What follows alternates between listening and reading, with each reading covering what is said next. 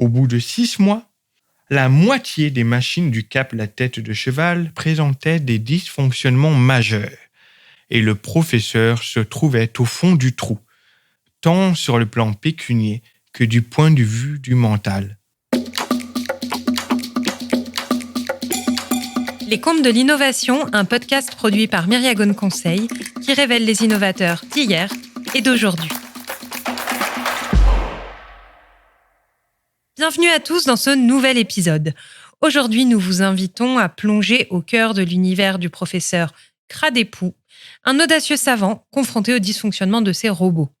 Dans cet épisode, nous explorerons les défis inhérents à la démarche d'innovation pour un chercheur et notamment la question de la gestion des ressources.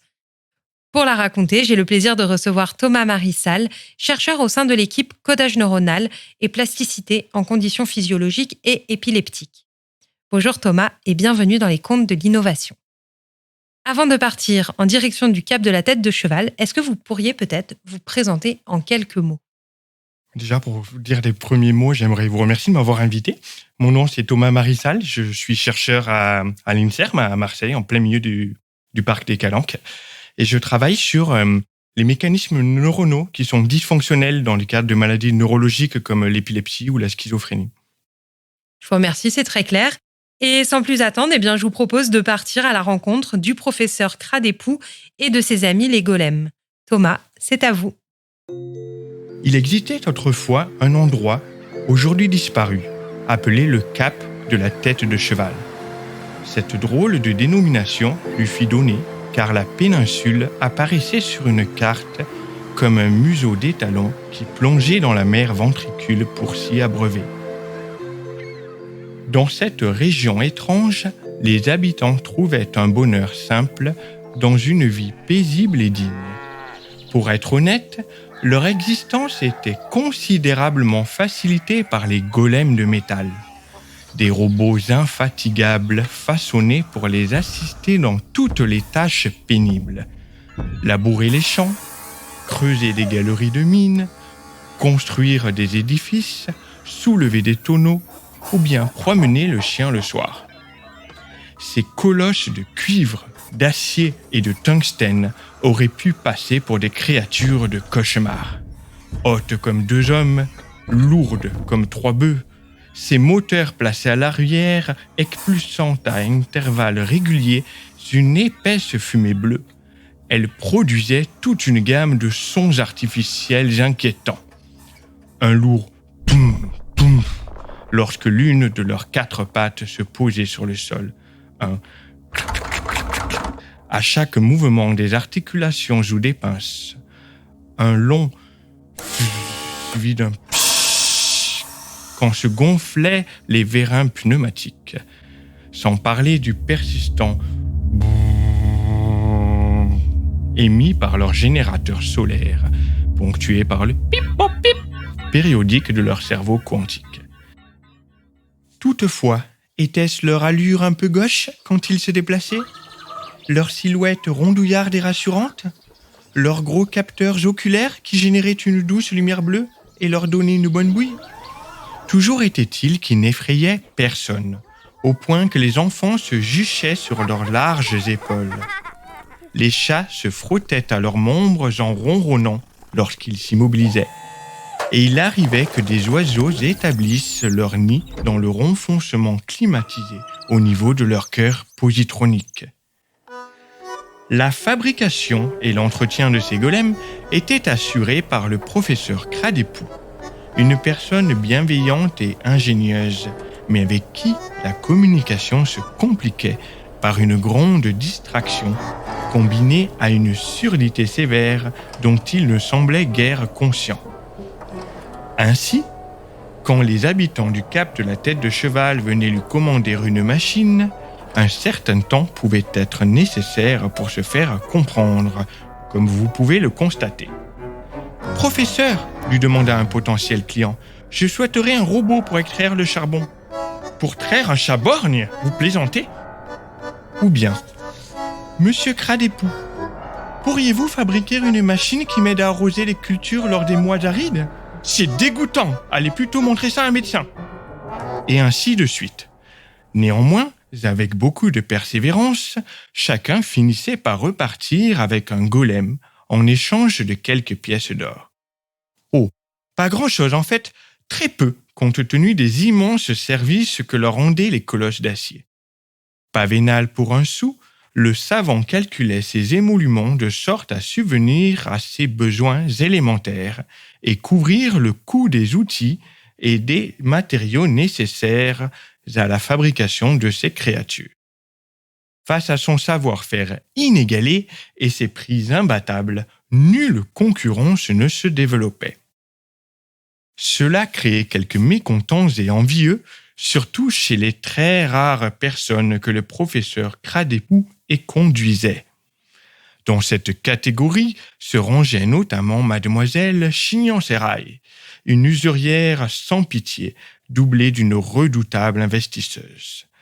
La première fois que la grande femme osseuse franchit la porte de son atelier, le professeur apportait les dernières finitions à un robot laboureur, donnant de grands coups de marteau sur le métal de la coque thoracique. Plank, plank, plank. Admirant les longues lames acérées de la moissonneuse, la dame flaira la bonne aubaine et se frotta les mains en poussant un sinistre ricanement. Quand l'ingénieur dur d'oreille s'aperçut enfin de sa présence, elle arbora un large sourire qui feignait la bienveillance, tandis que ses iris n'affichaient que de la cupidité. « Ils sont bien jolis, vos petits jouets, là !» déclara Madame Chignon-Sérail. « Mais ils ne rapportent rien. Vous deviendrez bien plus riche en assemblant des robots de combat. » Le professeur releva ses lunettes de soudeur et la toisa quelques secondes de son regard clair, avant de répondre à sa manière si particulière. « Un wombat ? Vous voulez dire ces petits marsupiaux qui font des crottes carrées ? » Non, pas du tout. Nous avons besoin de machines de guerre pour protéger nos frontières. » Bien sûr qu'un potager nécessite de la terre, pourquoi me dire le contraire ? Elle eut beau répéter, insister, rien n'y fit. Le handicap de l'homme semblait s'être subitement aggravé en sa présence. L'investisseuse finit par renoncer et à prendre congé, à bout de patience et d'arguments. Elle revint les jours suivants sans plus de réussite. Serait-ce possible qu'il soit un peu têtu ? Voire qu'il se moquât d'elle malgré ses airs inoffensifs ? Au bout de quelques semaines, ses visites s'espacèrent, puis, sous l'effet de la lassitude, s'interrompirent pour de bon. Le professeur Cradépou avait pratiquement oublié cet épisode quand un voisin vint l'alerter, puis un autre, suivi d'un autre encore. Leur golem se mettait à se comporter de curieuses manières. L'un des robots s'était mis en tête de remettre sur les arbres les pêches que ses congénères s'échinaient à récolter. Un deuxième dansait une valse très élégante, faisant choir toutes les assiettes en porcelaine qu'il était censé transporter. Un troisième, assis les jambes très écartées, semblait observer les femmes passer, émettant un curieux bruit. Le savant ouvrit le capot d'un des colosses de métal, tira des fils, puis ausculta la mécanique. Malgré son ouïe défaillante, il perçut avec netteté un léger qui rassemblait l'habituel un peu plus fluide. Le coupable fut tout de suite identifié. Un rouage de son invention appelé barre à valbumine. Minuscule mais indispensable pour imprimer la bonne cadence à tout un engrenage, ce délicat disque dentelé se constituait d'un alliage d'or qui donnait une grande souplesse, ainsi qu'une résistance à l'échauffement. Toutefois, cette pièce s'usait plus vite que les autres et il fallait la changer régulièrement. Sans attendre, il se précipita chez Alix, la maréchale ferrante, avec qui il entretenait une amitié de longue date. Les doigts courts et forts de l'artisane se mouvaient avec une précision surprenante quand elle devait façonner le plus complexe et le plus fin des éléments métalliques. Mais aujourd'hui, aucun son de soufflerie ni de martèlement n'émanait de la forge. Quand elle le vit arriver, les mains de la solide femme ne faisaient qu'éponger son front avec son tablier sale ou se tordre avec nervosité. Écartant les bras en signe d'impuissance, elle lui expliqua : « C'est impossible, mon pauvre ami. Mon fournisseur n'a plus le moindre lingot en stock. Mademoiselle Chignon-Sérail a fait main basse sur toutes les mines de métal précieux. » Pris d'un mauvais pressentiment, le professeur Cradépoux courut ensuite chez l'usurière. Le ton conciliant que cette dernière employait tranchait avec son sourire triomphateur qui dévoilait des canines acérées quand elle dit : « Oh, navré, cette matière première est destinée à d'autres projets.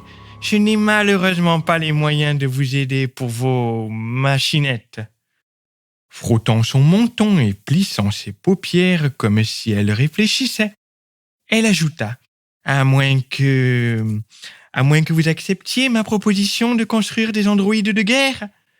Choqué, le savant se récria : « Mes machinettes, comme vous dites, ont bien plus d'utilité pour les gens que vos engins de mort. » Disposant sa main en entonnoir autour de l'oreille, comme si elle entendait très mal, la dame répliqua : « Un singe demeuré ?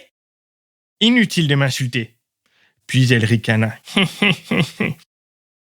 Bien conscient qu'elle se gaussait de son handicap, Monsieur Cradépoux se retira la mort dans l'âme. Il rentra chez lui tel un zombie, s'assit en face de son établi et se prit la tête entre les mains, désespéré. Qu'allait-il faire ? Il n'entrevoyait pas la moindre solution. Dès lors, tout alla de mal en pis. Toutes les semaines, ou presque, quelqu'un se présentait avec son robot déréglé, et à chaque fois, il devait se confondre en excuses et admettre son incapacité à le remettre en état. La déception lue sur le visage du propriétaire du golem le plongeait dans un profond abattement. Au bout de 6 mois, la moitié des machines du Cap La Tête de Cheval présentaient des dysfonctionnements majeurs, et le professeur se trouvait au fond du trou, tant sur le plan pécunier que du point de vue du mental. Il contemplait dans son atelier les colosses mécaniques au comportement extravagant et poussait un long soupir. Ne devrait-il pas négocier avec la Chignon-Sérail ? Mettre sa détestation de la violence de côté et concevoir des robots de combat, à condition de pouvoir réparer certains des golems ? Non, il se refusait à s'asseoir sur ses principes. Quoique, s'il le fallait, non. Et si c'était le seul recours possible pour remplacer les barres à valbumine abîmées ? Non, impossible. Et pourtant, un jour, alors qu'il était prêt à céder, il aperçut une colonne d'hommes et de femmes menée par Alix la maréchale ferrante qui s'avançait vers son domicile. Sur leurs visages fermés ne se lisait que de la détermination. Son premier sentiment fut de la honte mêlée à de la crainte. Il pensa : sont-ils venus jusqu'ici pour exprimer leur colère, leur déception envers moi ? Néanmoins, personne dans le cortège ne prononça un mot. Sur un signe de tête de la forgeronne, ils entrèrent dans l'atelier et vidèrent leurs poches, leurs besaces et leurs gibecières. Avec un léger cling, s'amoncelèrent un bazar hétéroclite d'objets dorés.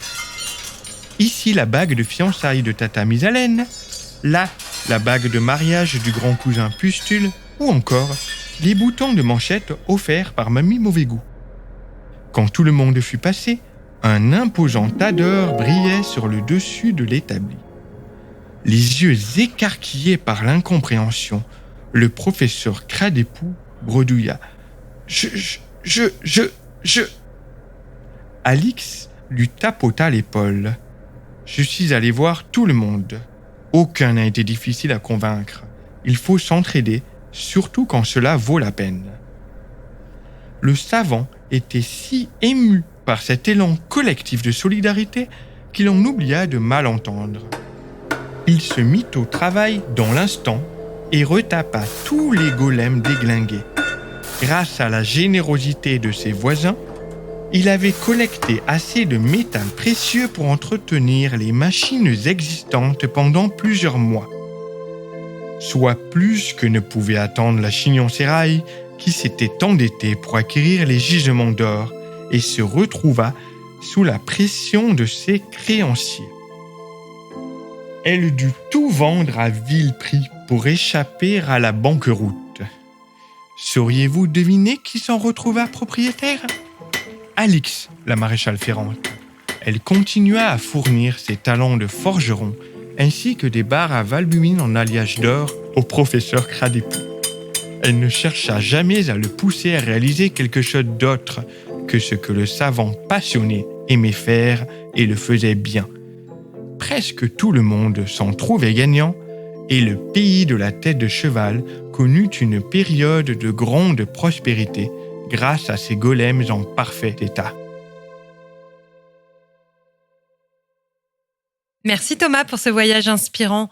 Revenons à présent ici, dans les locaux de Myriagone Conseil. Comme il est de coutume, nous allons prendre quelques minutes pour échanger sur ce conte et pour cela, j'aimerais vous poser quelques questions. La première question, c'est celle du message. Quel est le message que vous avez voulu, Thomas, nous transmettre à travers ce conte ?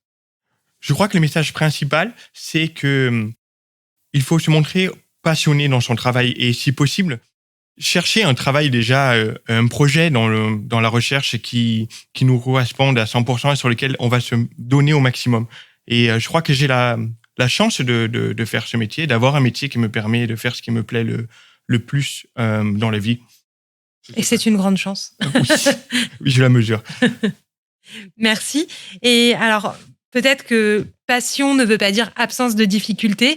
Donc, j'aimerais que l'on revienne aussi sur les difficultés que vous avez soulignées dans le conte. Et je pense que ce sont des difficultés qui peuvent être propres à la recherche et au développement de solutions innovantes. Donc, est-ce que vous pouvez nous parler des difficultés que vous avez rencontrées dans votre recherche ? La difficulté, c'est qu'on est bien des passionnés, mais on a à un moment donné l'obligation, et c'est très bien comme ça, de valoriser notre travail. On ne fait pas nos petites expériences dans notre garage comme des savants fous. Dans la recherche préclinique dont je fais partie, on valorise notre travail par des publications scientifiques, par des communications, comme ici, mais aussi dans des conférences ou des posters, etc. Et ça peut déboucher, et ça relie à ce que vous faites ici à Myriagone, j'imagine, par de la valorisation économique, des dépôts de brevets, la création d'entreprises, etc. Et je pense que c'est très important. Et je conçois tout à fait le lien entre ma recherche préclinique et la valorisation là-dessus. Par contre, il faut savoir ne pas oublier qui on est et ne pas oublier le produit de notre recherche, notre travail. Non, en l'occurrence, pour moi, c'est le produit de ma recherche. Et il faut donc savoir s'entourer dans cette démarche de valorisation scientifique ou économique de personnes qui ne nous poussent pas à être différents de ce qu'on est, différents de ce qu'on aime, qui ne dénaturent pas non plus l'objet de notre invention, de notre création là-dessus. Et ces difficultés ont été principalement liées à ça, de personnes qui ne me faisaient pas confiance, etc. Et j'ai toujours eu la chance, au bout du compte, d'être tombé sur des gens qui pariaient sur ce que je faisais. Et à partir du moment où j'ai trouvé ces managers, ou ça pourrait être un jour quelqu'un qui mise de l'argent sur une entreprise que j'aurais créée, c'est toujours là que j'ai donné le maximum de mes possibilités. Et c'est gagnant pour tout le monde, en fait. Merci pour votre réponse, Thomas. La dernière question que j'avais préparée, finalement, je vais un petit peu changer mon fusil d'épaule parce que on a beaucoup parlé pendant l'enregistrement des barres à valbumine. Et maintenant, je crois qu'on a tous hâte de savoir ce qui se cache derrière ces barres. Donc, est-ce que vous pouvez nous en dire plus ? Alors, je me suis mis beaucoup en difficulté avec ce mot qui est très difficile à lire. Donc, c'est barres à valbumine, j'arrive même pas à le répéter. C'est barres à valbumine, barres à valbumine. Je vais y arriver, on dirait que je fais un accident. Ces barres à valbumine sont un mauvais jeu de mots que je ne referai pas s'il était à refaire, avec un type de neurone un peu particulier dans le cortex du cerveau et dans l'hippocampe notamment. Je reviendrai sur l'hippocampe. C'est une zone du cerveau qui est qui est nécessaire au processus de mémoire. Et ces neurones s'appellent en fait des neurones à parvalbumine. C'est une protéine qui permet de distinguer ces neurones d'autres types de neurones qui n'expriment pas cette parvalbumine.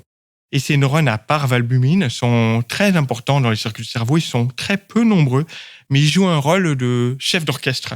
Et je trouvais que transformer ces neurones en un mécanisme vraiment central dans un robot avait du sens pour ce clin d'œil entre ce conte steampunk et ma recherche en vrai. Et du coup, j'ai parlé de l'hippocampe et je prolonge, je me permets. L'hippocampe, c'est donc une structure du cerveau que j'ai beaucoup étudiée, qui est impliquée dans la mémoire en temps normal et qui est très altérée dans le cas d'épilepsie ou la schizophrénie qui m'intéresse beaucoup. Et hippocampe, comme l'animal marin, veut dire littéralement la tête de cheval, d'où le nom du cap de la tête de cheval qui est le lieu où se passe l'histoire. Donc, ma recherche, elle est en filigrane, comme dans l'histoire, même si on la devine peut-être pas tout à fait la première lecture. Merci pour ces éclaircissements, merci beaucoup. Avec plaisir. Merci à vous.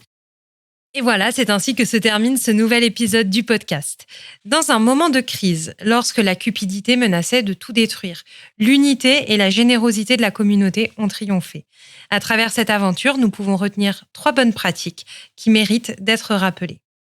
La première bonne pratique en matière d'innovation, c'est d'identifier. Pour piloter un projet innovant, il est essentiel dès le départ d'identifier et de mobiliser les moyens et les ressources nécessaires. Seconde bonne pratique, préserver. Il est essentiel de préserver les valeurs fondamentales, même dans les moments difficiles lorsque l'on mène un projet. Parce que ce sont ces valeurs qui renforcent la confiance, la cohésion d'équipe et l'intégrité. Et c'est cela qui va contribuer in fine à la réussite à long terme et à la durabilité d'une entreprise. Troisième et dernière bonne pratique, jouer collectif. Jouer collectif favorise la mobilisation des ressources, le partage des connaissances, la réduction des risques et la motivation. Autant d'éléments qui contribuent à la viabilité et à la réussite d'un projet. Merci Thomas d'être venu nous partager votre conte et de nous avoir guidés dans cette nouvelle contrée. Parce que révéler, c'est aussi cultiver. N'oubliez pas de diffuser auprès de votre entourage les bonnes pratiques que nous venons d'entendre. Vous pouvez également retrouver cet épisode sur toutes les plateformes d'écoute et sur notre site myriagone-conseil.fr. À très bientôt sur la route de l'innovation.